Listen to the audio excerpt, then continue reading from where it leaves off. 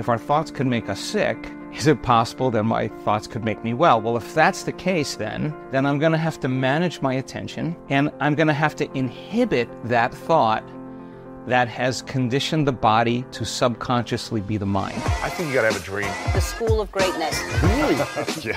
Please welcome Lewis House. Welcome back, everyone, to the School of Greatness. Very excited about our guest. We have the inspiring Dr. Joe Dispenza in the house. So good to see you again. Happy to see you, Lewis, as always. Very excited. I want to start with one of your quotes, because I think this is going to be very profound for a lot of people who have watched your content before, but also people who have never heard about you, which I feel like would be hard to see people who have never heard about you, at least on my channel. This is a quote of yours. Just as thoughts are the language of the brain, feelings are the language of the body. And how you think and how you feel create a state of being. A state of being is when your mind and body are working together. So your present state of being is your genuine mind-body connection. I love this quote, and I see you talking about this a lot. I hear it in your meditations. This is in one of your books as well. And the thing that I want people to focus on today, a lot of people are feeling sick. They're feeling stressed. They're feeling overwhelmed. And their bodies and their minds are literally getting sicker and sicker. Specifically here in America, obesity is increasing, and it just feels like more and more people are on medications and are needing things to try to help them feel better in the moment. But I don't believe it's helping them get to the root of their pain and their sickness.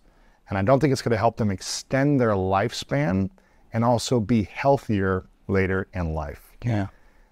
I went to your event last year and was blown away in what I witnessed in 7 days of doing intensive conscious meditations that you were leading, and witnessing the healings that were happening within 7 days of people who were unable to stand up straight and feeling pain throughout their entire body, people who were in wheelchairs who were able to have the strength to get out of them, people who were struggling seeing clearly and were blurry eyes that could now see clearer, and so many other incredible, what people might think miracles happening after 7 days of following your practice and the practice that you've been applying to yourself for a long time. And so I wanted to start with this context because I feel like people are sick and they want to heal.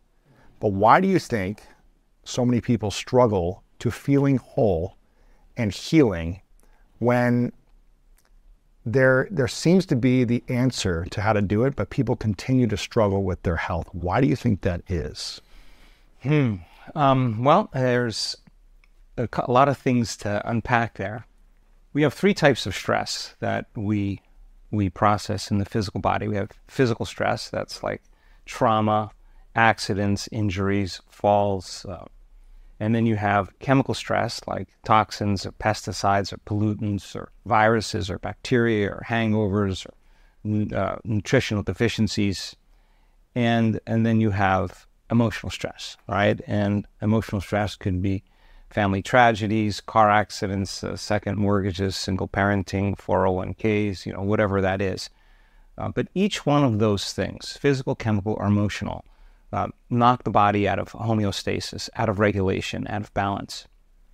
The innate capacity of the body when it's not overstressed is that it wants to always return back and regulate. It wants to return back to homeostasis. It wants to return back to order. And that's kind of innate in us. That's an automatic process that's running through the autonomic nervous system. So we could say the job of the autonomic nervous system is to create balance and regulation and homeostasis, and it's automatic, right?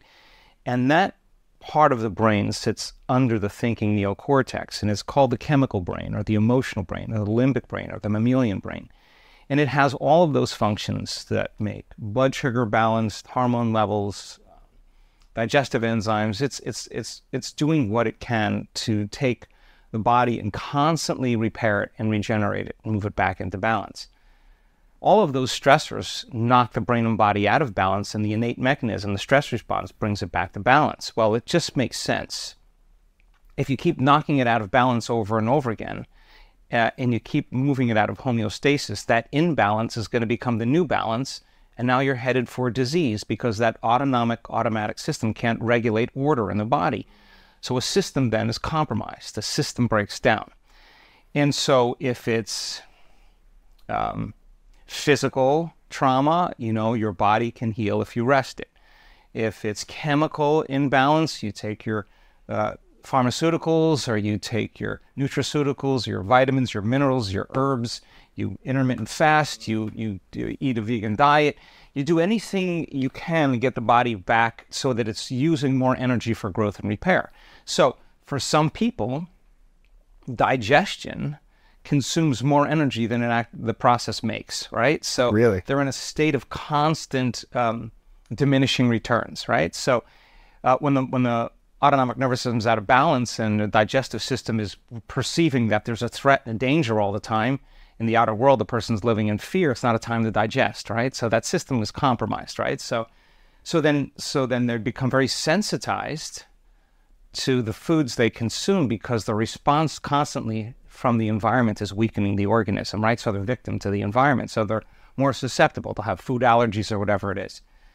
So then the person then goes to a diet where they consume less foods that require more energy to break down. So it's like taking a camel in the desert that's fallen and lifting all the packs off it, getting it back up, and then slowly adding the packs back on, right? So people do things to get the body back into chemical balance, and sometimes the refining or changing their diet in some way. And there's thousands of options for that. You got to feel good about it, and you got to believe in it. But the big factor is emotional stress. And yes. That's really, for the most part, 75 to 90% of every person that walks into a healthcare facility in the Western world walks in because of psychological or emotional stress. That's really pretty much 4 out of 5 people. What's really causing their health condition is that they're emotionally stressed and emotionally out of balance. Okay, so what are the emotions that are connected to the stress hormones? It's anger, it's hatred, it's violence, it's frustration, it's competition, it's control, it's judgment, it's envy, it's jealousy, it's insecurity, it's fear, it's anxiety, it's worry, it's angst, it's hopelessness, it's powerlessness, it's guilt, it's shame, it's unworthiness, and psychology calls these normal human states of consciousness. These are altered states of consciousness. So our response to someone or something in our environment, or our response to our own thought, an image of what could happen in the future, a memory of the past, could actually cause chemicals to be secreted from the brain. It's crazy. That causes the body to actually believe it's living in that same environment of fear or danger, right? So what I'm hearing you say there, just so I'm correct, we can think a thought of our past memory, whether it's true or not, what happened. And a memory, exactly. A memory of something that we think happened. It may have happened. It may have been something that we continue to make up that happened, right? But a memory. 50% of that is a lie. So yeah, more than likely. 50% of our memories are lies. Yeah, they're right? not the truth. Right. Or they're expanded into something else, right? They're embellished. They're embellished. So we can think of a memory, a painful memory, and we can hold on to that thought. Or we can think about something we're worried about in the future that hasn't happened, may never happen. We could pick some worst case scenario and obsess about it. And we can obsess about it. And just the thought alone could create an emotion that could make us sick. Is that what I'm hearing? Yeah, because that thought, when you're seeing that thought in your mind or remembering that image, it's the image and the emotion, it's the thought and the feeling, it's the stimulus and response that's immediately conditioning the body into that state of imbalance. So it's a scientific fact that the long-term effects of the hormones of stress push the genetic buttons and create disease. If you can turn on that stress response just by thought alone, your thoughts are literally going to make you sick. Okay, crazy. So that's the greatest example of the mind-body connection. So the next fundamental question is, okay, if our thoughts could make us sick, is it possible that my thoughts could make me well? Well, if that's the case, then I'm going to have to manage my attention, and I'm going to have to manage my energy, because where I place my attention is where I place my energy. And I'm going to have to inhibit that thought that has conditioned the body to subconsciously be the mind of that emotion. And the body's so objective that it does not know the difference between the real life experience that's creating that emotion and the emotion that person is fabricating by thought alone. To the body, it's exactly the same. So the body's believing it's being chased by a predator. The body's believing it's in an offensive situation where it has to attack. The body's believing it's constantly needing to be ready, and it's constantly out of homeostasis. It's constantly out of balance. It's in emergency. It's in fight or flight. It's a different system in the autonomic nervous system where you're stepping on the gas, where you're mobilizing enormous amounts of energy for some threat, some danger, real or imagined. But that thought and that feeling, the image, the emotion, the stimulus response is conditioning the body to automatically be the mind of that emotion. So then now the body becomes conditioned and addicted. Now this gets to be a problem because people get addicted to their own thoughts. It becomes their personality, right? It is their identity. And they become addicted to the life they don't even like because their response to the coworker, to the boss, to the ex is actually giving them a rush of energy, a rush of adrenaline, and they're associating that rush of energy with some problem or condition in their life. And now come time to change and manage your attention and manage your emotion, it's no different than breaking addiction to anything. There's cravings. The body wants to return back to how it's been conditioned, into the familiar past, into the known. Even if it's uncomfortable, painful, and a horrific feeling, why do we go back into that feeling? Because we don't believe there's anything in the future. If we knew that the best way to create a future really is to change your state of being, then you would have to manage your attention on that thought and have to say, is this thought actually the truth? And how long am I going to keep thinking this thought and firing and wiring that circuit in the brain? So there's biology, because now it's an automatic program. It's a belief. Wow. A belief is just a thought you keep thinking over and over again until it becomes subconscious or unconscious. So to change then is to become so conscious of that unconscious thought, that unconscious belief, that it wouldn't slip by your awareness, unnoticed and checked. And now the body's in rehab because it's overdosed. It's been on a bad trip.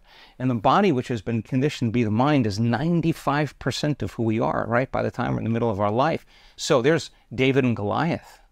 And the body's just saying, look, you think you've been making all your decisions your whole life. Actually, you haven't. The body has been making these decisions because it's the mind. So then the body says, okay, Lewis, this is really good that you want to be kind and compassionate. But that's not who you've been for 30, 40 years. So the body says, let me just send some thoughts or some memories of the past that are going to just cause you to feel that emotion. So the body starts saying to the mind, you can, it's too hard, you'll never change, this is too uncomfortable, I don't like this, go back to make the same choice, do the same thing, create the same experience, feel the same emotion, so that you can return back to the known. And that's how people seamlessly return back to that same identity. So back to the concept of health. Physical balance, okay, let's talk about that. What do you want to do? Intermittent interval training, you want to do yoga, you want to do Pilates, you want to do sprinting, you want to do running, you want to do weights, whatever it is. Get your body more physically balanced. And physical balance has to do with strength, flexibility, and endurance. And get those three in balance, right? So you want to do acupuncture, chiropractic, massage, whatever it is that you want to treat your body to honor it in that way. Get it back into physical balance. And there's no doubt in any one of these areas, you're going to have to stretch yourself outside of what you think you can do, because that's the only way you're going to change. Yes. So just when you think you've had enough, then go a little bit more. Stretch yourself out that way without hurting yourself, but do it with intention. Do it with assigning meaning to why you're doing that activity. Get the greatest value out of it. It works better when you do. Yes. Don't resist it. Get into it. Face off with whatever it is, the pain, the limitation, whatever, and just mark your progress and have it be something that you mindfully want to improve on. Do that, and your body will get stronger, get more flexible, and have more endurance. Okay, so take care of your body chemically. You know, get a blood test. Yes. I don't know. Do whatever you need to do to get it chemically back in the balance. If you're having these symptoms, then you're going to have to maybe start eliminating certain things and making different choices. Does that mean that stuff is bad? No. It means you're out of balance and it's bad for you. And don't make it a thing like you have to do it forever. Just understand why you're doing it. So take your nutrients and your vitamins and your minerals and understand why you're taking those things and do that with the intention. Right. Put a meaning behind it, you'll get a greater outcome.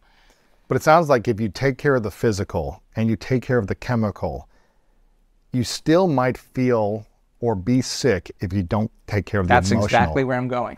So get those two in order. But you can do all the right things and still feel stressed and still feel sick and still feel like my brain and my body is not working and I feel exhausted and I feel drained, right? Right, because your response to the environment and response to your own thoughts is weakening the organism. You're squandering energy. Okay, so do all the physical things, do all the chemical things, but be controlling, rigid, judgmental, self-judgmental. You know, get really over-focused on your food and get really over-focused on everything, but you're controlling everything in your life and you're living in fear.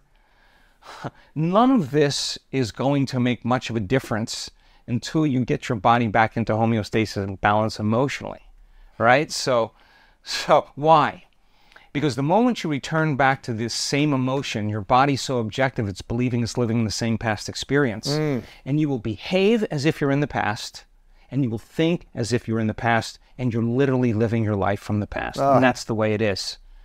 And so it takes crisis, it takes trauma, it takes disease, diagnosis, loss, betrayal. So for people to finally go, I've had enough, right? Why wait, you know? So you do the organic diet, you do the intermittent fasting, you do the vegan, you do the gluten-free, you do the keto, you do your exercise. Supplements, everything. But you're just controlling and rigid. You are going to take the signal to your cell, which is fear, and make organic fear proteins. That's what you're going to make. Right. And listen, I take care of my body, I exercise, I eat well, I make great choices, but I know that if this component, and we have case histories of people that have healed themselves of ALS, of lupus, of cancer, that complete reverse, Parkinson's, complete reversal of their health condition.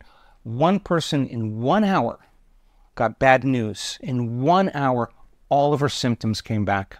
She went right back to the same emotion, signaled the same gene. If the environment signals the gene according to epigenetics, and the end product of an experience in the environment is an emotion, then it makes sense then. As long as you feel that emotion, you're signaling the same gene and your body's believing it's living in the same environment. Seamlessly, you'll return back to the same health condition because you'll upregulate the genes and downregulate genes and you'll move your body back out of balance. And as I said, seamlessly, the condition in 1 hour came back. She couldn't get out of her car. She said, if I did it once, I could do it again. She just reversed the process, and the second time she was able to do it again. And she learned that nobody or nothing is worth it, justified or not. It's the only person we're hurting is ourselves, okay? So self-regulation, getting your autonomic nervous system back into balance and homeostasis is going to require then breaking the addiction to those emotions, and those emotions that are driving certain behaviors and thoughts that cause a person in an instant to say, I want to be healthy, I want to live for a long period of time, and then they go back to making the same choice because they return to the same emotion, and now they're back in the past. And it's like you're fighting against what you really want, what you say you want, by living in this past emotion. Because you got 95% programmed, working against 5% of your conscious mind that's saying, okay, have the intention, and you could say, I'm healthy, I'm wealthy, I'm immortal, whatever. Abundant, and your body's saying, dude, you're miserable. Dude, that thought never makes it past the brainstem to the body because that's not consistent with the emotion of the body, because we only accept, believe, and surrender to the thoughts equal to our emotional state. We never accept and believe or surrender to any thoughts that are not equal to our emotional state. Wow. Can you say that one more time so people can fully understand that? We only accept, believe, and surrender to the thoughts that are equal to our emotional state. We'll never accept, believe, and surrender any thoughts that are not equal to your emotional state. So you could say, I'm abundant, I'm eternal, I'll live forever, I'm healthy, I'm wealthy. And if you're programmed your body into that emotional state, it's going to say, you're not that. It doesn't believe miserable. It doesn't believe it. It only accepts the thoughts of suffering and misery because it's equal to that emotional state. So then here's the fundamental question. Okay, take a person whose identity is resentment. Yes. And their identity is anger and frustration and betrayal. And you ask them, why are you this way? And they'll say, I'm this way because of this event that happened to me 15 years ago. stronger the emotion we feel from some event, the more altered we feel inside of us, the more that chemical continuity is disrupted from something that surprises us, that alters our state, the more the brain freezes a frame and takes a snapshot. That's called a memory, right? But the problem is that we think about that event over and over again after it happens. We're producing the same chemistry in the brain and body as if the event was occurring. And so the body is conditioned literally into the past. So we're living in the past. So the person says, so you say the person's resentful about everything. They're seeing their life through the lens of resentment and frustration and anger, and everything's upsetting them. Well, that's a self-fulfilling prophecy. You say, okay, now it's an addiction, you got to change that. And the person goes, oh, okay, that makes sense. And now that you got to get out of the bleachers on the playing field and say, okay, these emotions could literally have something to do with my health. Just saying, if I stop feeling these emotions, what if I start feeling these emotions? Okay, what would be the emotions that would make me happy? These emotions are making me feel really bad. The memories are making me feel really bad. Can I remember a future? How would I feel if my future could happen? I got to trade those emotions for different emotions. Well, if I've been practicing feeling these emotions and I've conditioned my body to be the mind, it's going to take some time for me to start making different chemistry with the intention of making that chemistry, getting my body back into homeostasis and balance, work on my breath. When I breathe, I change my state, practice breathing, work with your body so it can start to relax so that it feels safe enough to feel something other than that again. And if it takes you 3 weeks, it would be worth it. Absolutely. Right? So then person then starts, okay, I don't really know how to feel gratitude. Okay, well, maybe start going out and giving and give to people. I promise you, start giving, you'll start feeling grateful. And then start practicing feeling gratitude. Teach your body, just for 15 minutes a day, what it would like to feel gratitude, what it would be like. And our data shows that you take someone to do that for 4 days, 3 times a day. They make a immunoglobulin called immunoglobulin A. It's your body's natural flu shot. It's the greatest immune chemical we have. 50% increase in the subjects we studied in 4 days. Immunoglobulin A, up 50% in 4 days. Where is that chemistry coming from? They're not taking anything. It's coming from within them, right? No supplements, no injections, Nothing. no topicals. No. Just their bodies, their Just autonomic nervous system is manufacturing a pharmacy of chemicals that's causing an immunity to the body. Wow. Right? So now the person practices feeling gratitude, okay? What is the emotional signature of gratitude? When you receive something, or you just receive something, when something wonderful happened to you or something wonderful is happening to you, you feel grateful. Yes. So the emotional signature of gratitude is something just wonderful happened, or something is happening to me. Joyful, But exciting, you're in a state of yeah. receivership. Yes. You've just received something, right? So the emotional signature of gratitude is received, right? So now if you're in a state of gratitude, it makes total sense. Then you will accept, believe, and surrender the thoughts that are equal to that emotional state, and you could actually program your autonomic nervous system to make the pharmacy of chemicals that causes growth and repair to happen in the body. Wow. And that's exactly what we're discovering. So then when people understand what they're doing and they understand why they're doing it, the how gets easier. So you can assign meaning to the task and switch on the prefrontal cortex. And when you switch on that prefrontal cortex, it wants to get an outcome. It doesn't want to mess around. It wants the outcome. You're doing it for the outcome. And that's kind of a strong intention and a change in energy or an emotional state. And that's changing your state of being. And when you change your state of being like that every day, get ready. Because you're going to start having synchronicities and opportunities and coincidences and weird things start happening in your life to prove to you that you're actually the creator of your life instead of the victim of your life. Absolutely. Gosh, there's so much I want to unpack here. One of them is, you mentioned something around 75 to 90% of people go into the doctor's office and it's based on an emotional imbalance that probably causes or influences them to be there, right? They might feel physical pain, but it's based on an emotional state that they've been in for a long time that gets And a host of bad choices a lot of that things, may go with that. But a lot of it is emotional as a baseline. That's exactly correct. You talked about frequency, we talked about emotional signatures, and we talked about identity and personality. When I went to your advanced 7-day experience, when I went there, you had an entire I don't know, probably a few hour explanation about frequencies and energies. The highest level frequency where we could be at to allow us to feel more abundant and peaceful and have balance and harmony, to lower level frequencies that are going to cause us to feel more stress and anger and, you know, feel like we're in constant breakdown, right? And the higher the frequency we get to, the more conscious we are. The lower the frequency, the more unconscious we are. Essentially, I'm paraphrasing, you know, hours of research and science that you teach during this. What is the lowest level of emotion that will keep us stuck in a non-receivership, a non-abundant mentality and state, and a place of pain, versus the highest level of emotion that we could be in more frequently that will allow us to feel more peace and in harmony in our health, but also in our life? What are those two opposite emotions? Okay, I just want to finish the last thought about physical, chemical, and emotional stress, and then I want to answer that. So, if you're truly interested then in sustaining homeostasis and balance, then you're going to have to self-regulate. Yes. And it would be wonderful, and we have this new program called the Inner Health Coalition, because we've had so many doctors, so many researchers, so many healthcare providers come through our events.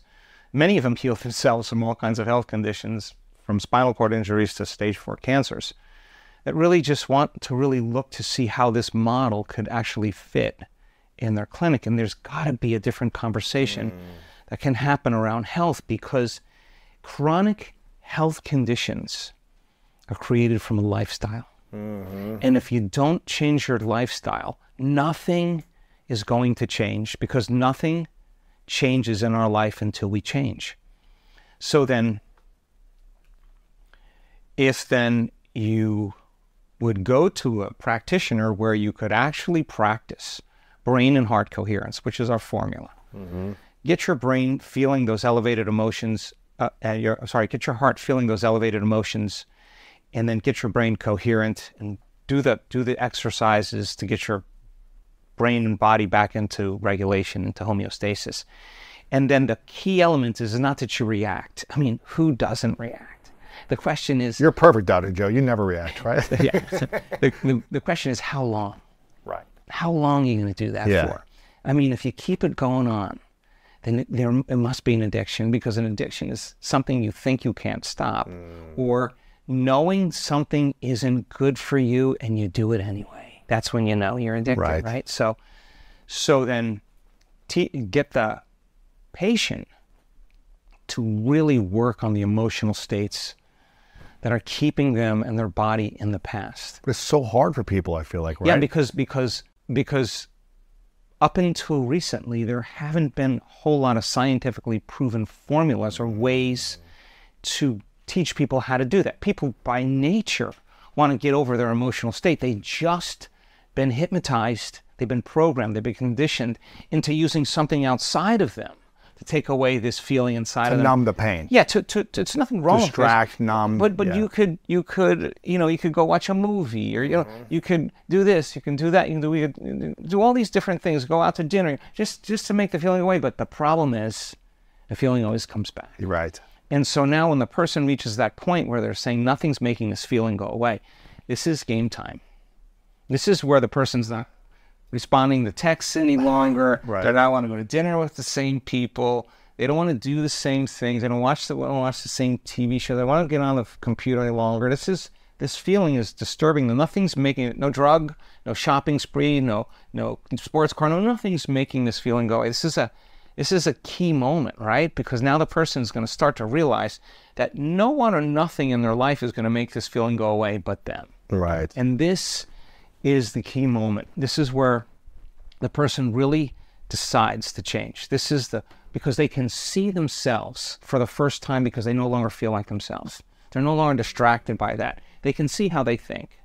They can notice how they've been acting and decide, oh my God, I don't want to do that anymore. The choices they've made, or the experiences they just want to no longer do, and the feelings that they no longer want to feel, right? And They start breaking their emotional agreements with everybody and everything in their life. And people really get worried because they're no longer predictable. They're not showing up as the memory of themselves, right? So what do? You medicate them. The person's depressed, they're in a midlife crisis. But really, it's the soul saying, there's a future, and you may not know what it is. You can't go back to that. Right. You just can't go back any longer. You can't. You already know. You can predict everything that's going to happen. You got to start saying no, or you got to start looking deeper. You got to start changing. And this is where it's so important for people then to understand that this is not a bad thing. This is actually a good thing. It just doesn't feel good any longer because you're ready to change, right? So this is what we should be naturally doing. So when the person says, oh my God, I want to feel something else in my life than this. Okay, I'm going to watch how I respond to my coworker. I'm going to watch how I respond to my own thoughts. When did I default today and return back to the old self? And they get really serious about looking closely at how they can change the way they think, act, and feel. And we have so many testimonials of people that were diagnosed with chronic health conditions, and they got themselves in their meditations back into elevated emotional states and changed their energy and changed their frequency. We'll get to that. But then they get up from their meditation and they spend the next 15 hours in fear and frustration. Why is that though? Because they went unconscious, they defaulted. So you got to get so good at doing it with your eyes closed, you got to start doing it with your eyes open. Oh man. And that's the big game. That's the game. That is the game. That is the game. That is the game, right? Because this is the plane of demonstration. You got to demonstrate now. So you got to start. That's why the walking meditations are so important in our work, because you got to walk as it. If you're going to be relaxed in your heart and awake in your brain, you better do it with your eyes open. So let's practice with our eyes. There's no other way to do it. And you want to get so good at it that you can do it in the most adverse situations. That's, when you own it, right? So then the person then realized that she had to watch her response to her ex. She had to watch her response to her bank account. She had to watch her response to the news. All of those things, she didn't, no drug, no surgery, no chemo, no radiation, no diet, no supplements were taking her health condition away until she realized I had to change, right? So now she noticed doing her meditations, her pain levels went down. She noticed she was sleeping better. She noticed she had more energy, but her values for that health condition were still the same. And she said, it's not that this doesn't work. She wasn't doing her meditations any longer to heal. She was doing her meditations to change. And so then she'd say, okay, what do I want to believe today? What thought do I want to fire and wire in my brain? Let me remember it. I got to keep remembering so I don't forget to think this way. And a belief is just a thought you keep thinking over and over again. So she wanted to hardwire that in her brain. She wanted that to be a new voice in her head. Because thoughts that wire together. Fire together and wire together, right? So then how am I going to behave?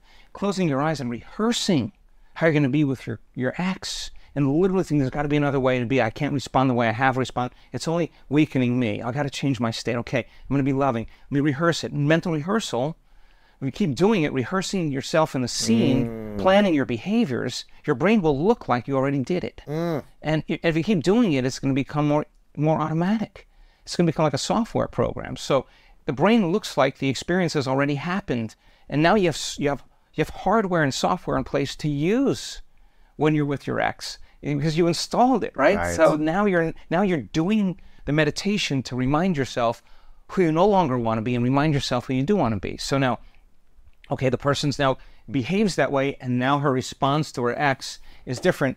Evolution that day, and the body's no longer brought back to the past, and she does it once and she wants to do it again. She wants to get better at it, and she starts healing. Then she says, I got to stay in this emotional state. I don't care who it is or what it is. Let me close my eyes. I'm going to feel this emotion 100 times if I have to, just so that I can feel it so many times that I can bring it up whenever I want. Now they're becoming familiar with a new state of being, right? And when you feel the emotion of your future before it happens, you'll always believe in that future. Wow. And if you feel the emotion that keeps you connecting to your past, you'll believe in your past. And that's just the way it is. And then you return back to the same self, your same biology, thinking the same thoughts, making the same choices, doing the same things, creating the same experiences, feeling the same emotions. In your biology, your neurocircuitry, your neurochemistry, your hormones, your gene expression all stays the same because you just return back to the same. Okay, so we said 7 days take a group of people, is what I said to the scientists at University of California, San Diego. 7 days. The biology stays the same, and they all agreed. I said, give people new information. Combine quantum physics with neuroscience, with neuroendocrinology, with psychoneuroimmunology, with epigenetics, with electromagnetism, build models of understanding, get people to learn new information. They're going to have new thoughts. Now give them the instruction so they can make a new choice. They can do a new thing. They can create a new experience. They can feel a new emotion. Will their biology change in 7 days? Lo and behold, it changed way greater than we ever expected. Wow. Novice meditators, people who never came to a week-long event, never really meditated that much. The novice meditators, 7 days, their biology at the end of 7 days looked like they were living in a whole new life. And it wasn't, 20% or 10%.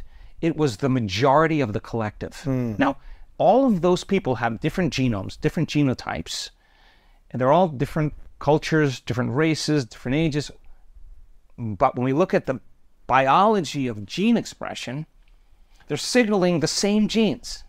They're making the same proteins, the collective, the herd, the flock, the school of fish. There's an emergent biology that's changing collectively. The probability of that happening is insanely minimal. Let me just say that. So then, think differently, make a different choice, do a different thing, create a new experience, feel new emotion, keep doing that. Your biology will change, and that's exactly how people heal. So the emotions that keep us, I would say, in our more limited animal, mammalian, human state have everything to do with anger and aggression, fear and anxiety and suffering and pain and guilt and shame and, our resentment. All of those are think as energy as emotion. So those emotions should ultimately be retired as wisdom, because the memory without the emotional charge is wisdom, and now the game is over and you're ready for a new experience, and you can't go to the future holding on to the emotion of the past, right? So you got to overcome that emotional state. So then you start feeling gratitude, you start feeling more gratitude, you start feeling love, you start feeling more love, you start feeling kindness, you start feeling care, you start feeling appreciation, you start feeling creative, you start feeling inspired. You practice feeling those emotions, and you get that heart of yours back into balance. We discovered that once energy makes it to the heart, it's going right to the brain, and it's going to go straight up, and it's going to tell the brain, in that moment, the heart is the creative center. It's safe to create. And the person moves out of survival, and the brain, like grabbing a big sheet and going like that, creates a wave of energy right to the brain, coherent energy of the brain, and the brain goes into a creative alpha state, and the brain is getting information. The heart is informing the brain. Think of something new. Think of a new possibility. It's a creative state. And the person starts seeing pictures and images. Well, keep sustaining that relaxed in your heart, awake in your brain. We see how long people can hang with that. We got the brain and heart hooked up together. And then here it comes. You start seeing resonance taking place. There's waves, riding waves, and faster waves building on waves. So delta, the bass, is carrying theta, but it's a harmonic, and theta is carrying alpha, and alpha is carrying beta, and beta is carrying high beta, and high beta is going in the gamma. And then when that occurs, the person is feeling ecstasy. There's an arousal taking place in the nervous system, but the arousal isn't fear. It's not fear. It's not fear. It's not anger. It's not pain. That's typically what creates an arousal. The arousal is ecstasy. So the person is feeling wholeness. They're feeling connected. They're feeling aware. They're super conscious. The brain is no longer in just coherence. The brain is in resonance. There's waves carrying waves. There's harmonics. There's order within order. There's patterns within patterns, nested observer windows. The brain is functioning mathematically. And so you see that happening. And you ask the person from their subjective experience, how did that feel? They say, I felt so whole. I felt such bliss. I felt such connection. I felt such pure love. I no longer wanted anything. It's impossible to want when you're in that state. No desires for something, because you're not in lack. You're in wholeness, the exact opposite. And that's the place to create from. Right. Not from lack, because lack means I'm going to wait for that thing to happen out there. to take away the lack or separation from not having it, right? This is like your body's believing it's already in that future. And that's exactly what we discovered at the end of 7 days. People move into that state and they're making thousands of metabolites. Information is in their blood at the end of 7 days that wasn't there before, and they're not taking any exogenous substance. They're not changing their diet. It's coming from within them. So then the person who starts feeling wholeness, it gets very difficult to describe those emotions. It's inevitable. I mean, we ask people, what was it? And they just well up in tears and they say, I don't know. It's the most familiar, unfamiliar feeling I've ever had. Like I'm remembering what I forgot. Like I forgot that I'm this. I am pure love. I am this, you know. And I think when we have those experiences, at least when I've had those experiences, I think the takeaway is that it didn't come from out there, from anyone or anything. It came from within me. And I think that's the real fundamental moment where people stop looking outside of them. It's always been within them. And that relationship that they develop, okay, yeah, we all take hard knocks during our lives, and we all have stressors in our life, and we're all trying to do as much as we can and, you know, walk the tightrope. But a person who every single day says, I'm not going to get up from my meditation until I absolutely feel like I'm that person. Man, it's a very different game, because people say, why do you do your meditations in the morning? I say, because if I can overcome me, the rest of my day is easy. Right. I mean, I can overcome anybody, right? So how long are you going to sit with you? That's one of the things in our week-long events, you know. I'm on the stage watching the whole thing. By the fourth day or so, first day, everybody's all over the place. Fourth day or so, everybody's like this.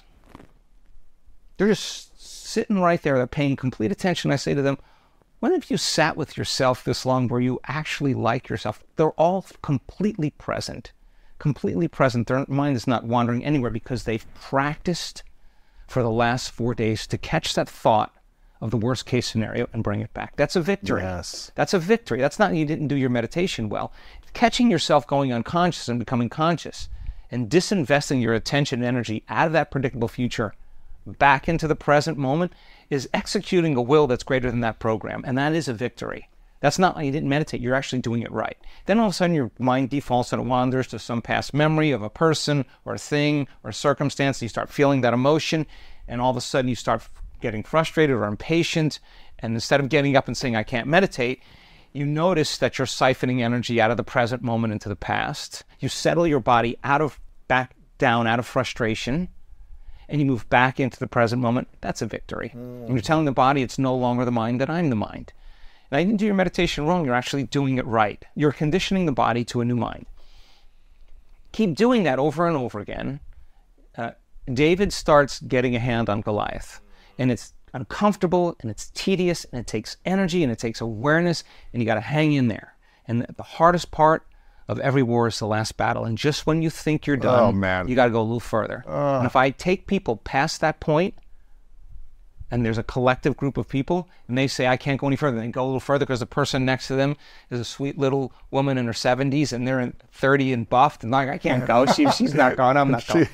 And they go a little further. That's when the brain changes the most, because they just broke out of the known into the unknown, and nothing dangerous happened. Nothing scary happened. There was no threat. There was no danger, and people start relaxing more into the unknown. Turns out that's the perfect place to create from. Wow. So the side effect of these higher states of consciousness, these greater frequencies or energies, is the outcome really of managing our attention and energy and inhibiting the thoughts that produce those hormones and those feelings, and no longer driving the body into a lower denominator. Sooner or later, you keep doing that, energy moves only in one direction, and it moves up, and it moves into the heart, and once it makes it to the heart, it's going right to the brain. And the person all of a sudden starts feeling relaxed and awake instead of stressed out, unconscious, and in a program. And so the idea then is to be able to get very good at doing that with your eyes open. So the practice of doing that in your daily life then is then living in a different state of being independent of what's going on in your outer world, thinking differently, acting differently, and feeling differently in the same reality until it changes. Right. Because most of us, it seems like, are awake but unconscious. And what I'm hearing you say is we've got to practice having our eyes open and being conscious at the same time. Exactly. That's the whole purpose of doing the work. Right. You're doing the work so you don't default. The default is automatic. It's so quick. You have one stray thought, one response, and then you just lost your state of being. And if you blame someone and you say it's that person or that circumstance, I'm going to say to you, uh-oh, you're back to that unconscious program of being a victim, thinking that that person or that circumstance is controlling how you feel and how you think. You're a consequence of that.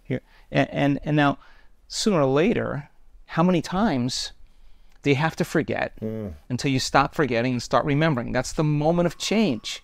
And breaking a habit is one thing, but breaking a habit of being yourself is another thing. Well, here's the thing. Okay, I want to unpack this for a second.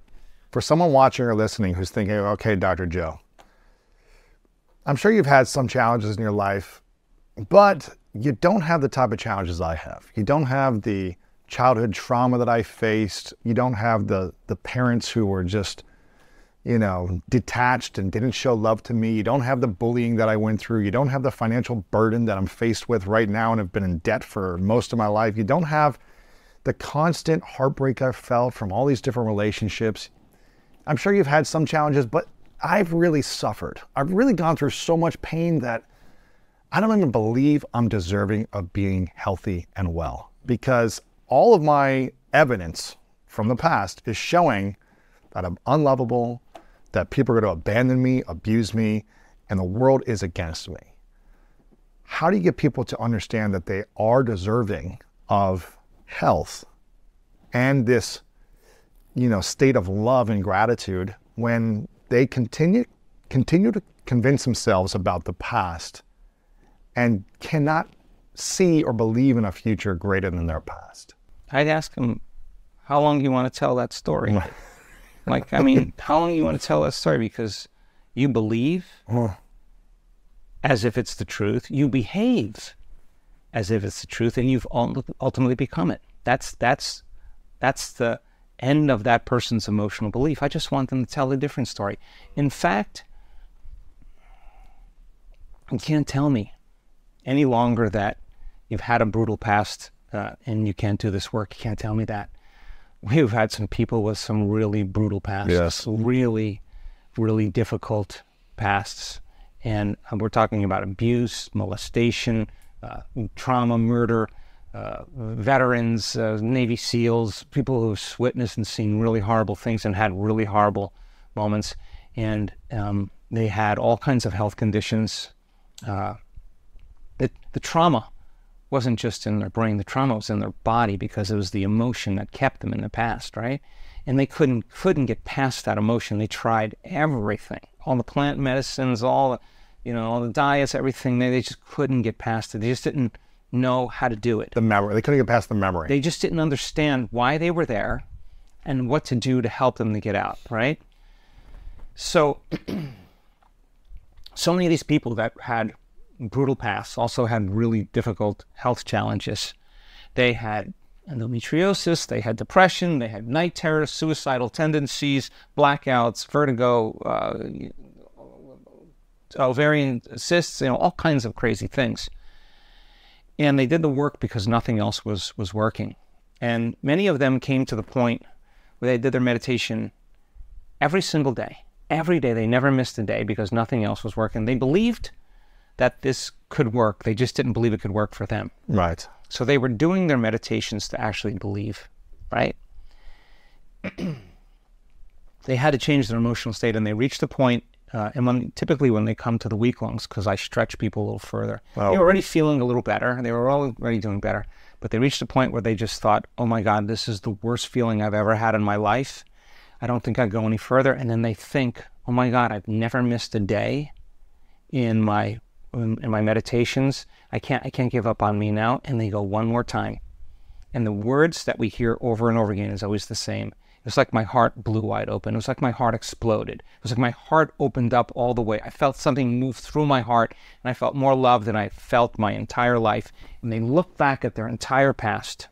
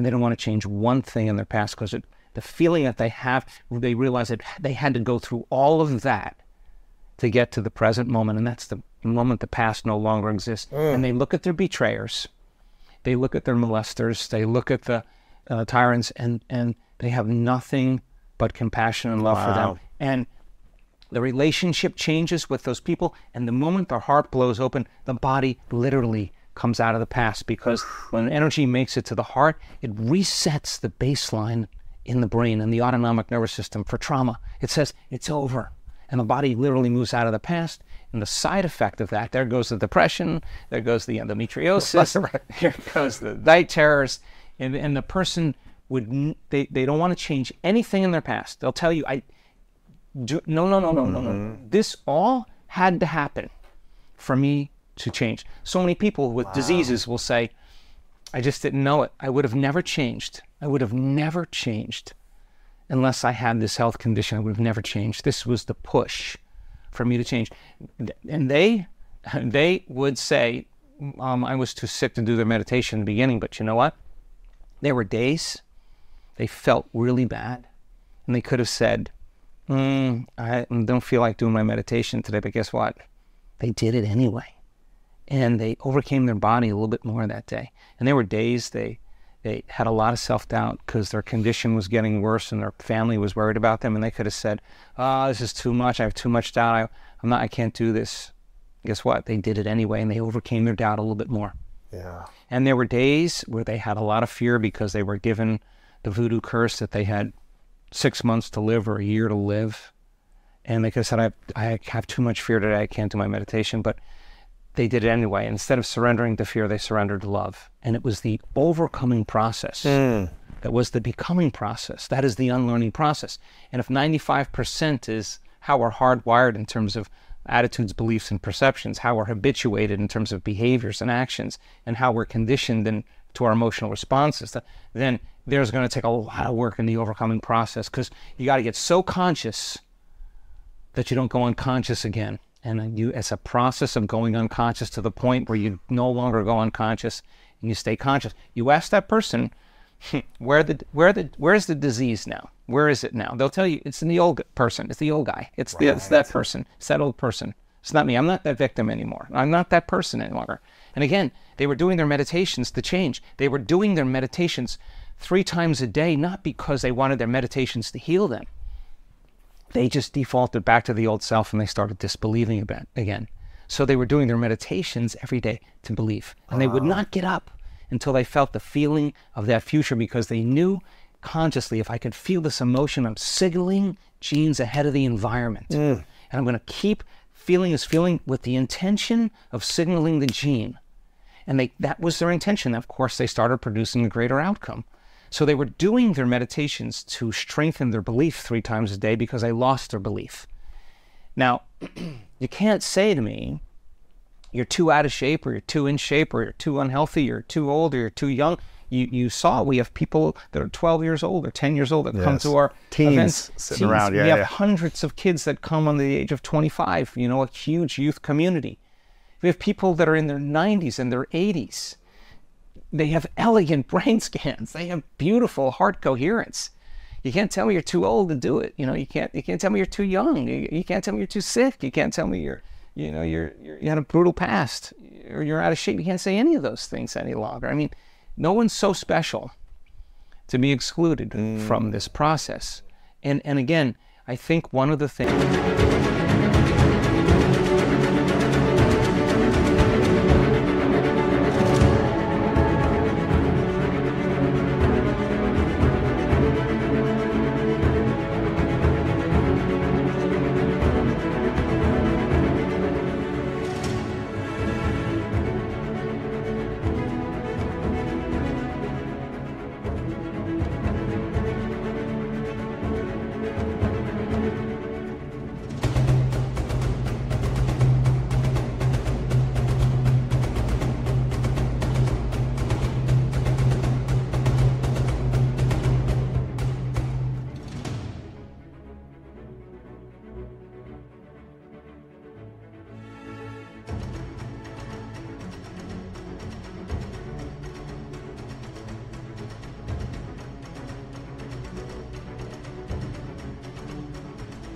things, I'm jesting part of the time here, but one of the things that people need is knowledge and information. I mean, the data that we have in our scientific research, it tells us that we're greater than we think, more powerful than we know, more unlimited than we could ever dream.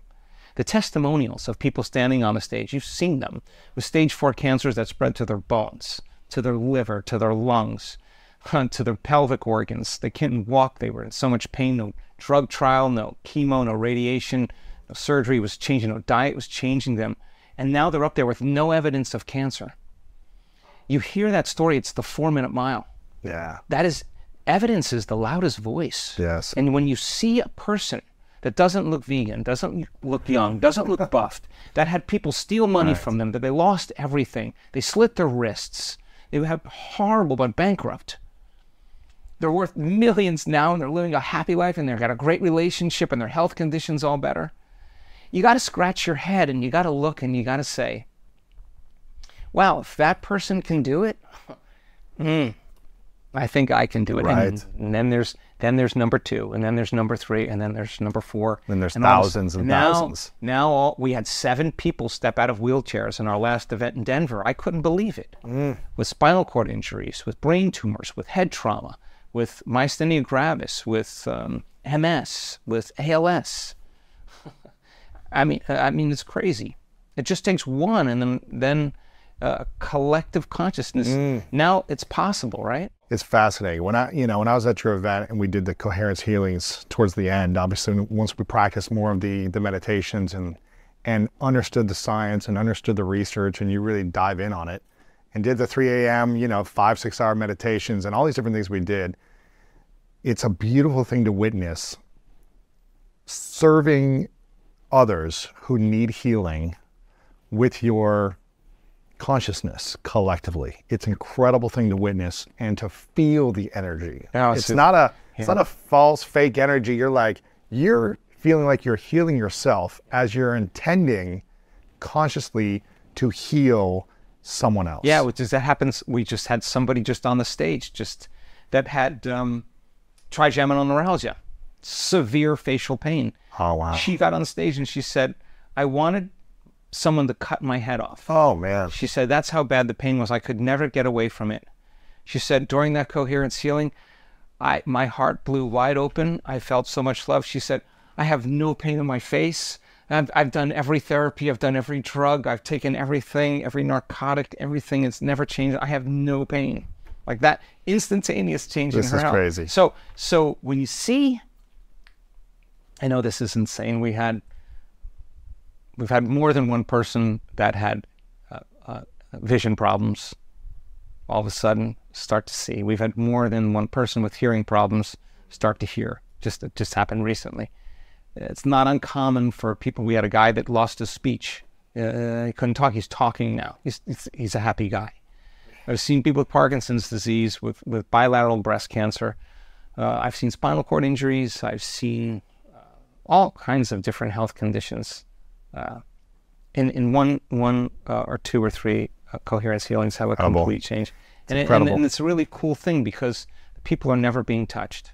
They're just listen, changing information in the field. And it's not matter that's creating the field, it's the field that's creating matter. So if you change the information in the field, could you change the hologram in 3-dimensional reality? And that's exactly what we teach. Oh my gosh. And that's exactly what we start to see. The tumor is the illusion, it's the hologram, it's the information in the field.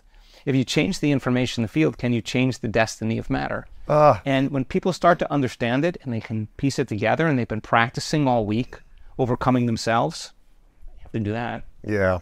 If they practice all week opening their heart, they practice all week brain and heart coherence, now it's time to put it all together. But now this time, it's not about you. That's someone's mother down there. Yes. That's someone's best friend. That's someone's kid. That's someone's cousin. That's someone's uncle. That's somebody. Yes. And I just ask them to actually show up and be the healer that they would want to be healed by. It's a beautiful and it's thing, really man. cool. I mean, you're just in the last 30 seconds using vocabulary and language and explaining things that some people might say, what is this quantum field and 3D and hologram? And that's kind of the tip of the iceberg for what you go into for these 7 days. And, you know, one of your quotes that I love is the quantum field responds not to what we want, it responds to who we are being. And when you or I am wanting to serve someone with so much love, when I fill my heart up and have brain-heart coherence with love and gratitude, healing vibration, and I spread that energy onto someone else, whether it's a stranger or someone I love, and they're in alignment with that, there is a vibration between the two. There's I'm an getting exchange. chills just thinking about it now. There's a vibration, you said a waving of a sheet that connects in the middle. In the center is this power of love that is healing. Yeah. It is a beautiful thing. And one of the things I wanted to ask you about this frequency, this emotion, this love, is it possible to heal ourselves with our thoughts and with meditation alone? And is it possible to heal another with our thoughts, our love, our heart coherency alone, even if they don't respond to it and they're not doing it themselves? Is it possible to influence without them doing the work? Yeah, that's a really great question. Gosh, I think my belief in what's possible has changed dramatically in the last 2 years. I'm not the same person because of the things that I've witnessed. I mean, I saw a person with muscular dystrophy that was in a wheelchair for 12 years, young guy. If you study muscular dystrophy, there's no cure. No coming back. There's no coming back. And I think I saw this video. yeah, they lit him up, and he was out of his wheelchair. He's walking around in his life now. I mean, I can't go back to business as usual after I watched that. I watched that video 100 times. I just don't want to forget what's possible. I was being interviewed for a documentary, and the interviewer, unbeknownst to me, I didn't know anything about it, said, "What about the woman in your work that grew her thyroid back?" And I was like, "What? Like, what are you talking about?" She said, "Yeah, she grew her thyroid back." I'm like, "What?" I didn't know anything about it. Like, I'm like, "No." Like, she's like, "Yeah." We have the medical records and everything. And this woman grew her thyroid back. Wow. It stretched me, you know? And so, okay.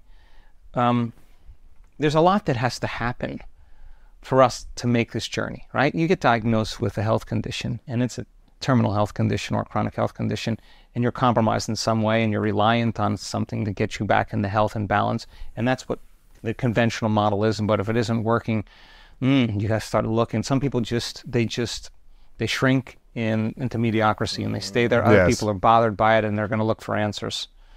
Okay, so the person starts looking for answers. We had some lady that Amazon accidentally mailed my book, You Are the Placebo, to her house, and she didn't order it, and she just put it on her coffee table. And she had Parkinson's disease. And finally, after like 3 months, she picked up the book and she saw the brain scans on Parkinson's disease. She started doing the meditations. She came to the week-long retreat. She completely healed of Parkinson's. Wow. She was on the stage telling the story. This is crazy, right? So now the person heals herself, okay, as an example.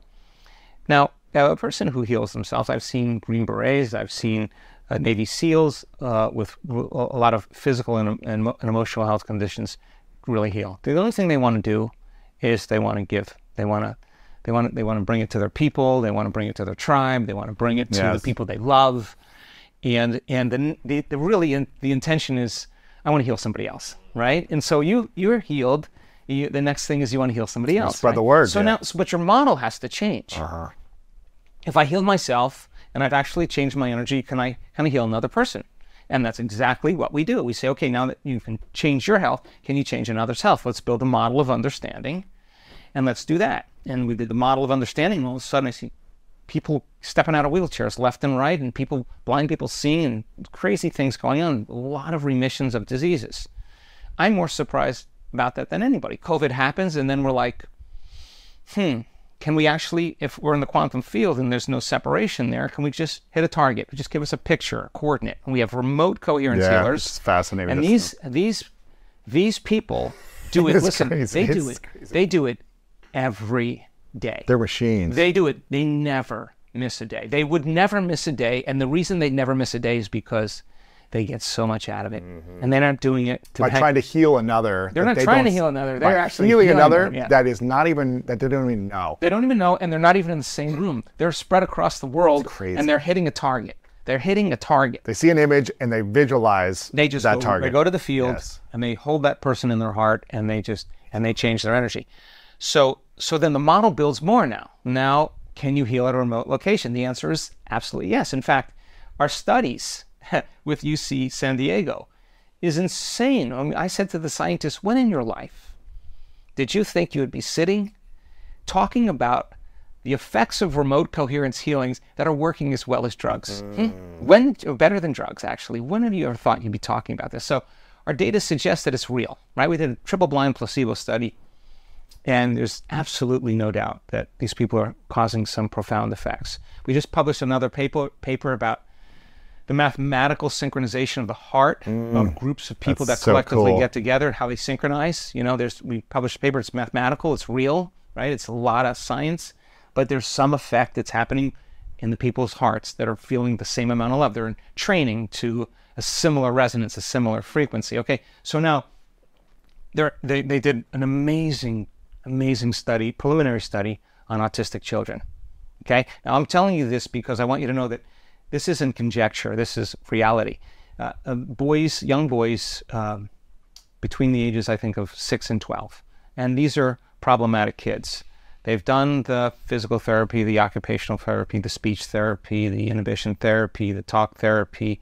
They've tried the nutrients, the vitamins, they tried everything, and then they're not responding. They haven't changed much. They're headbangers, they're incontinent, they don't sleep, they're obsessive, they have outbursts, they have no sociability, they have no gross and fine motor skills, their language is compromised.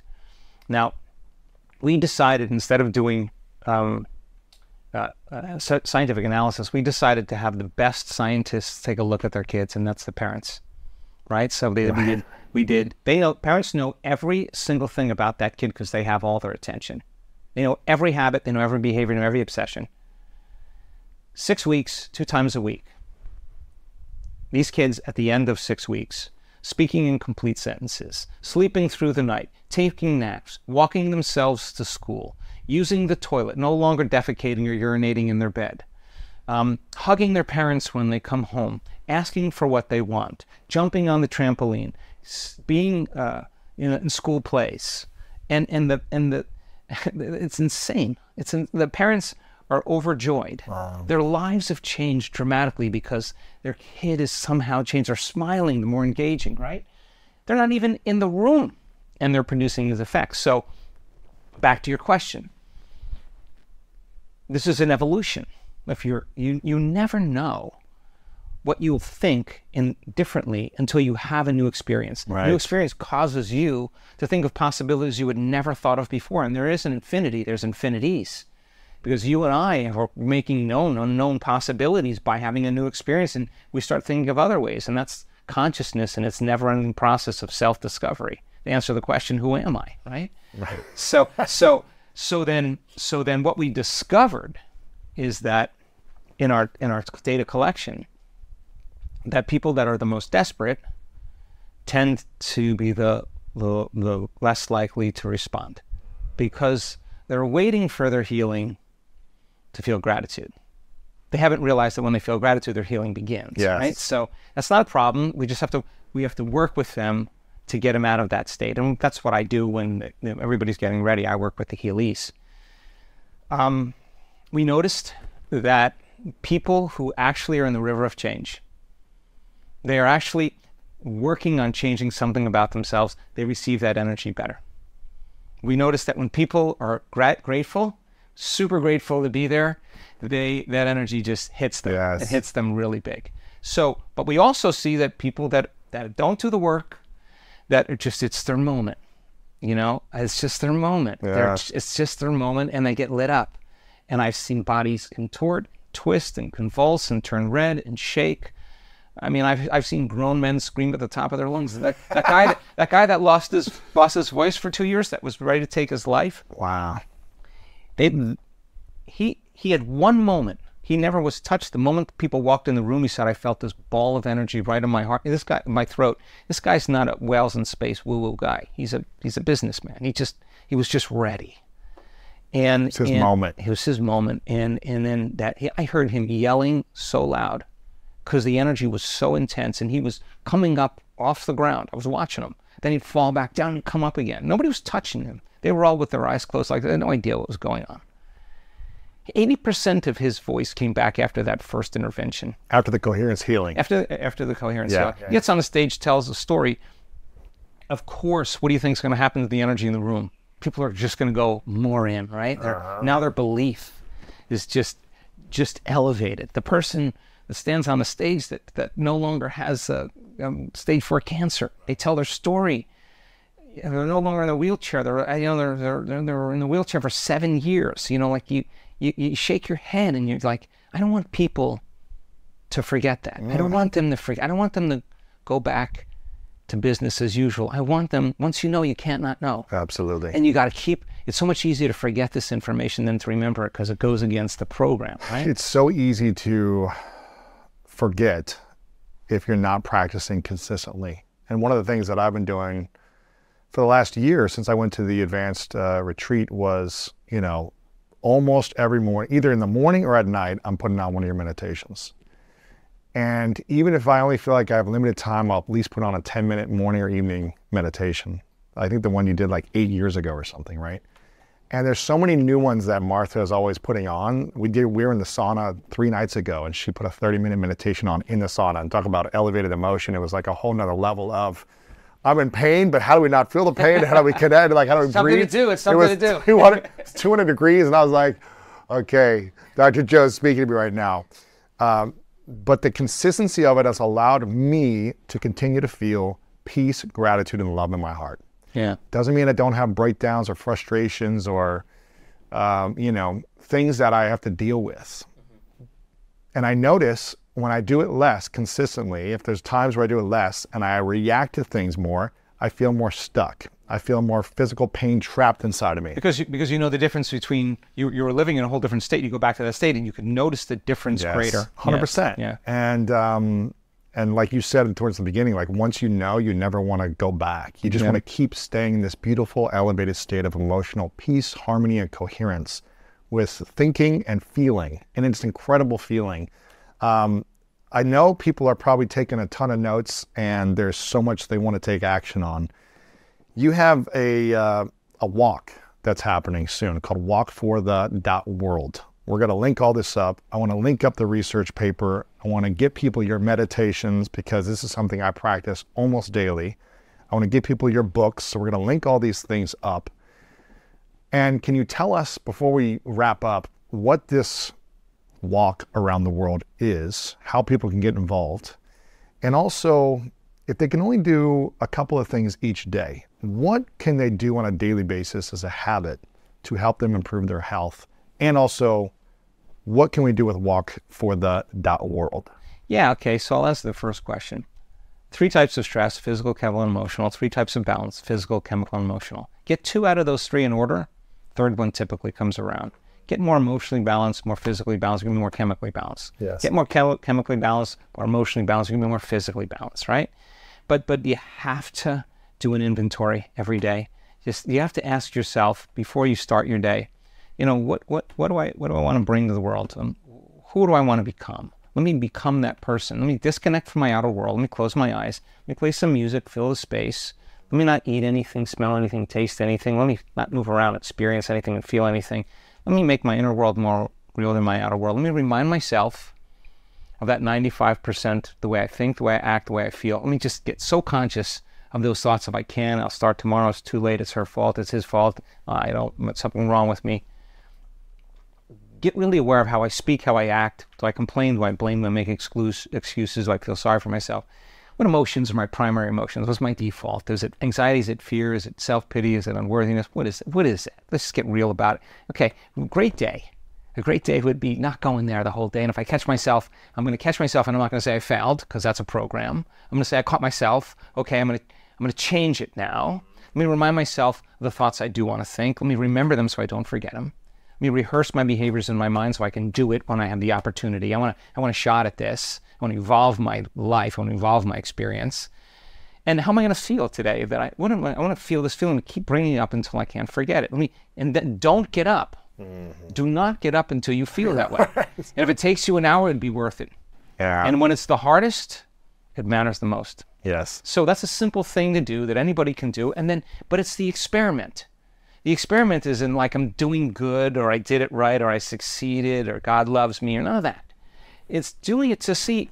The experiment is, if I change the way I think, if I change the way I act, if I change the way I feel, will my life change? The answer should be yes, because if you're choosing to evolve your experience, your life should change. And that personality is how you think, how you act, and how you feel. And that personality is intimately connected to your personal reality. Oh my gosh. And if you're not going to change your personality, you're not going to change your personal reality. Most people try to create a new personal reality, has the same personality. Right. It doesn't work. We got to become somebody else. A simple, practical thing. People say this to me all the time. I have this health goal. I have this wealth goal. And I say to them, that health goal and that wealth goal, you're going to have to go from this person to that person. You will never get to that goal until you change. You cannot. And when you make it about change, watch out. Because the hardest part about change is not making the typical choice that you always make. And that's the process of discomfort. And you just got to get good at being uncomfortable. Yes. And you got to be so good at being uncomfortable that you can sit there and actually regulate and change that really horrible state into something else. Absolutely. And so then if you keep doing that, your life should change. I mean, that's the way it should be. It's a constant practice. It's a constant practice of being awake. And remember. When you're awake. Yeah. And remembering the future. I think I told you my friend Hummel the Poet has a tattoo right here. It says, remember the future, after one of our first interviews. He got that. And it constantly reminds him to not think about the past and the pain and the worry, the frustration from something that happened, but to remember his potential and step into that now. Yeah. Walkforthe.world. Yeah. What is this and how can we get involved? Well, gosh, I don't know about you, but I think I know you well enough. Just how the world seems really different these days. And I think that the world needs a change. And I think there's an energy that you and I have when we make up our mind to change. It's an energy. And when you make up your mind to change, you combine a clear intention with an elevated emotion. Yes. And that's a powerful signature of energy in the field. And that's the moment your body starts responding to your mind, and you're giving your body a taste of the future emotionally, and you're changing your state of being. Keep that up, and your life changes, right? Nothing changes until you change. Change your energy, change your life. Okay. The world can't change without you. The world can't change without me. The world can't change without anybody. And if we get enough people to change, you could actually change the world. So what if you had thousands of people we have 152 different countries registered right now for this Walk for the World on September 23rd. What if you don't have to do this work, you've never done walking meditation before, you show up.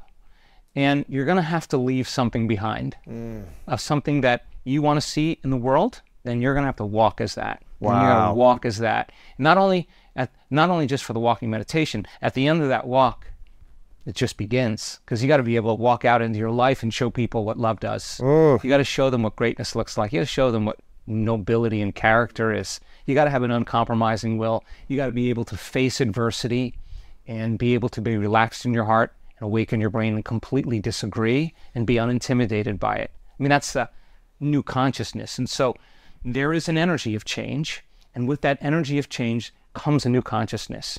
You get enough people together moving into a new state of being and conscious of a change in the world in some way. Thousands of people. We're at 50,000 people right now. And we have 2,000 plus groups, 2,100 groups organized around the world to do this walk. Incredible. And so it'll be one of many that we do. But it is a walk for the world, and we have to show up as that, whatever we want to see as change in the world. So it'll be September 23rd. We'll have the meditation available. You can go to the website and register. We recommend registering. We'll send you the meditation. It'll be a big day. We're partnering with some organizations. And even if we just change the trajectory just 2 degrees from that cliff we're headed off of, we got a little bit more time. We do it again, we're moving further away. It's incredible. And I think that collective networks of observers determine reality, and the coming of a new consciousness, this emergent consciousness, is not one person. It's collective. 100%. And we got to, and an emergent consciousness, the flock of birds, the school of fish, there's no leader. Everybody's leading. Everybody's behaving the same way. Wow. And the appearance of that collective group of organisms gives the appearance of a larger organism, and there's power in numbers. And so our idea is to peacefully make a difference in the world in some way, and to practice being that change we want to see, and get caught up in the energy of it, so that at the end of that walk you feel like there's hope again. Absolutely. And the world needs some hope. Big time. Yeah. Dr. Joe, I'm going to link all this up, walkforthe.world. Like, you need to, walk at Walk for the World, but run to the website for your advanced retreat, because if you can get there and then you can go all in, which you saw me there, I was all in. Dude, you were all in. I was like, first one, like, let's go, whatever you tell me to do, I'm all in. I'm doing the crazy, screaming, whatever it is, I'm in it. Yeah, but the great thing about you is that, we discovered that if you go all in, you're going to change. We know that for a fact now. Yeah. That means just show up. Yeah. And you're only as good as your last meditation, and then you let it go and you go again. That's it. You keep going. You got to keep being consistent. But me and Martha did it. We loved it. I've recommended a bunch of people to go since then. They've loved it once they finally got in. Go there. If you get a chance, download your meditations. You've got a ton of meditations on your website. I listen to the morning and evening routine. If you feel like, I don't want to go too long right away, just they're 10 minutes, 15 minutes each. Yeah, we have 15 minutes, 30 minutes, 20 minutes. You got so many long ones that are we got amazing. hours, yeah. But you can just get started with a 10-minute meditation. And the morning and evening, I recommend everyone to get started with. For what we talked about, morning Yes. and evening is really practical. Yes. But I really feel like knowledge is the precursor to experience. So it's important to understand what we're doing and why we're doing, so the how gets easier. So gaining information about it helps the meditation to be more meaningful. Absolutely. If you go in and you get it and you don't really understand it, read something that just helps you to remove conjecture, doubt, superstition, dogma. I don't like any of that stuff. Sure. And so get a little information to help you understand the what and the why. Go through more information. You got a ton of the research papers up on your website as well. We'll have that linked up. And if you guys, leave a comment on the biggest takeaway from today's episode. I know there's going to be tons of notes and comments, but the biggest takeaway for you, what resonated, what stood out, share this with a friend you think would help them as well. And Dr. Joe, I'm just so grateful for you I don't know how many times I've had you on, but I think I was looking at earlier today, our interviews have over 40 million views. Wow. Just on YouTube alone. Wow. That's not just the audio, it's probably even more, way more. And I love when we come together. I love this type of information. I'm always learning. You're well advanced more than I am, and I'm constantly just trying to grasp onto some of your information and apply it, because every time I apply your content and do the work, I get better results. I feel better about my life. I feel more peace and more harmony. And, if I can share that with others to help them get more of that, then that's exciting for me. So I appreciate you. I know people want more of you. They can follow you on social media. They can go to the events. He will be back on soon, so make sure you're here for another interview. We're going to talk about some more amazing things. Dr. Joe, thanks so much, as always, for being here, brother. I appreciate it. Who controls the information? The right information controls reality. And so my job, my interest, is to give people the information to empower them to be the creator of their life and not be stuck in the program that they need someone or something or to make them happy or to change their state. I mean, people are doing it all the time now, and that's just who we are as human beings, right?